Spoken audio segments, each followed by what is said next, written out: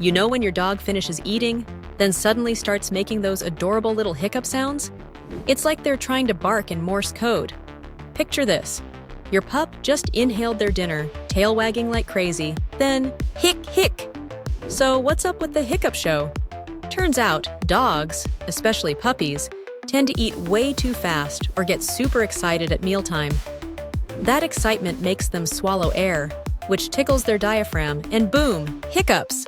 The good news? Hiccups are totally normal. Just another reason dogs are lovable little weirdos.